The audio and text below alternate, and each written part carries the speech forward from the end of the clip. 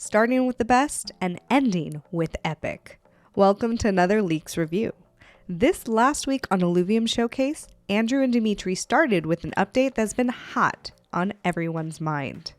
Illuvium Beyond. There's been discussion around making alphas more prominent beyond the alpha symbol that you can find on the card. There was even an IIP brought up in the governance channels where people were coming together to suggest options.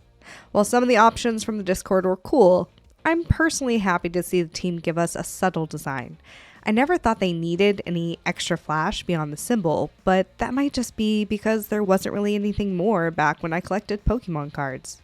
Then we also got a peek at one of the first battle board skins for the arena. Kinda feels like it's giving us a bit of Professor X vibes. They didn't say so in the episode, but this might be the skin that you get when hitting personal goals in Illuvium Beyond. Once you purchase a whopping 500 discs, if you dare, you unlock and will receive a free first wave battle board skin once we hit open beta. Seems pretty fitting that this might be the one. Thankfully, we didn't stay on that topic of Illuvatars for long. While it's a lovely distraction and opening packs are quite addicting, I prefer the game updates mostly, cause well, it can't get here soon enough. I mean, when? One aspect they've shown before that I'm really looking forward to are the new movement mechanics. Here they're showing us an update to the glide, along with the slide mechanics.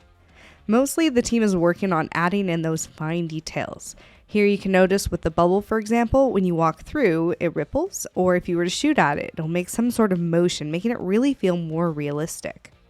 Next, we get to see some more Omega attacks and signature animations. Quite a few from those Illuvials we haven't yet been able to play with.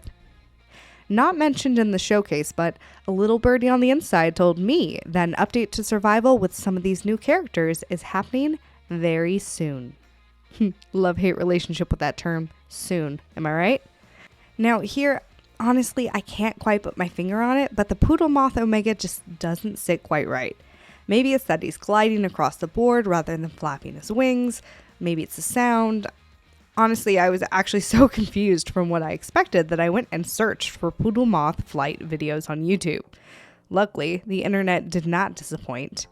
Now, it's always a work in progress, and I'm not trying to say that moths don't glide. It just looks kind of weird to me. We got some more environmental leaks of both Brightland Steppes and Abyssal Basin. I would say that out of all the regions, I was the least looking forward to Abyssal Basin. Something about it being a swamp, but man, it is hard to dislike this right here. This waterfall is utterly nuts. Ooh, okay, so here, get really excited for these emoji leaks. There's honestly a great variety in what they've created so far, and in a previous interview with Ben, I believe I saw in the background a poster with hundreds, if not more, and honestly, I believe there are more than that. These are the kind of emoji NFTs you can expect from the discs that will be dropped to those who purchased alpha discs at the start of the Illuvium Beyond sale. Okay, the one thing I will say, these links emojis, not quite my style. Well, except for maybe that whacked out one. That's pretty cool. What I really admire and what these showcases do a great job at highlighting is the versatility of the Illuvium art team. How we can go from these semi-realistic Illuvials in-game to more of an anime style and then over to these character emotes. It always keeps you guessing and makes you think like, what are they going to come out with next?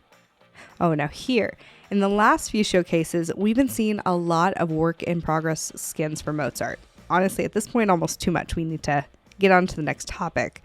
But that being said, I don't mind because, how can you when they look like this? A couple of repeats, but that's cool. The Red Panda one is really nice, especially stage 3. And then here we got a deeper look at the Chameleon Illuvial, which we won't be playing with until set 2. This little guy is looking like he might be the Ditto of Illuvium. He's going to have the ability to mimic the type and affinity of the closest allied Illuvial on the board. And finally, we got those updates to Crimson Waste. I've played Crimson Waste pretty extensively, and even though they told us that there's some more work to do on the region and there are going to be touch-ups and, this isn't the final product, I guess it didn't click? Because, even with how much I've played, I'm really stoked at the new images that they got to show us here. All these added details really help it feel full and fresh and new, and it makes me wonder, what are they going to hold back for when we hit open beta? It's not going to be the same game that we've been grinding for the last year or so. With that, leave you on a high note. Thanks everyone for watching. Until next time, I'll see you on the flip side.